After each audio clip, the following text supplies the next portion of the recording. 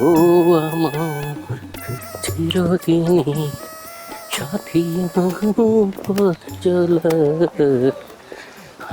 কখন এই জীবন। এই বেটা যা আছে বাইর কর।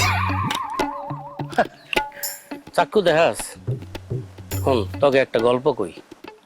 মালয়েশিয়া যখন ছিলাম তখন কোনো কিছু চিনতাম না, কাজ করতাম আর বেতন তুলতাম। 2 মাস বাড়িতে টাকা পাঠাতে পারিনি। যখনই বেতন তুলি তখন মতন 2-3টা ছিনতাইকারী আইসা আমার টাকা পয়সা সব নিয়ে যায়। কেমনটা লাগে তখন ক? তাকে কি থেরাপি দিছি জানাস? এই বেটা ফালতু কথা কম কর, যা আছে দে কিন্তু কর। টু দা হাসপাতাল।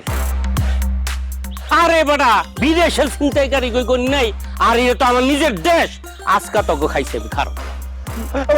আমি চিন্তাই করি না মামা, মামা আমি চিন্তাই করতে আসি না মামা। ওই যে আকাশ মামা আবার আপনার ভয় দেওয়ানোর জন্য বলছে মামা। মামা আমি চিন্তাই করি না মামা। মামা মামা আমি কিচ্ছু করি না। এই ছেলে, এই এদিকে আসো।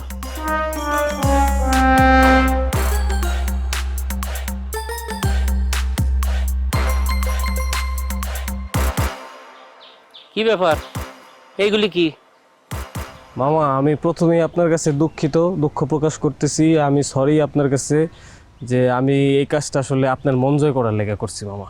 মানে আমি চাইছিলাম কি, মানে আমি চাইছিলাম যে ছিনতাইকারীরা আপনারা ধরবো, আমি হিরোর মতো সাই করে একটা থাবর মারুম, উইরা গিয়া পড়বো, আপনার চোখে আমি হিরো হয়ে যাবো না।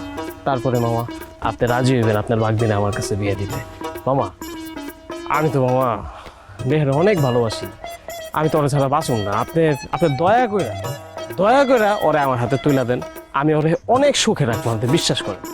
এই মিয়া, তোমার মতো একটা ছেলের হাতে আমার ভাগ্নিরে তুইলা দিমু, এটা কেমনে ভাবলা? হ্যাঁ, আমার ভাগ্নি তোমার সাথে যায়? কে মামা যাইবো না কে যাইবো। আমরা দুজন সুশিক্ষিত, স্মার্ট, হ্যান্ডসাম, আমরা দুজনই দেখতে সুন্দর, দুজনকে পছন্দও করি। আপনি জানেন মামা, ওই আর আমি যদি একলগে খারাই, এলাকার মাইন্ড আমি রাজা আর রানী আইটাইতাছি। যাইবো মামা যাইবো, আপনি খালি একবার হক হইলান। মানায় না, কারণ আমার ভাগ্নি নেহা অনেক ট্যালেন্ট, আর তোমার এই মাথা ভর্তি হলো কাউডাং মানে গোবর। অবশ্য গোবর গাছপালার জন্য খুব ভালো সার, কিন্তু আমার ভাগ্নি তো গাছপালা না।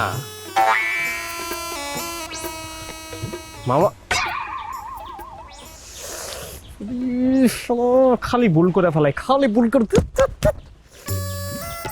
আজকে তো চেতেই গেছে গা।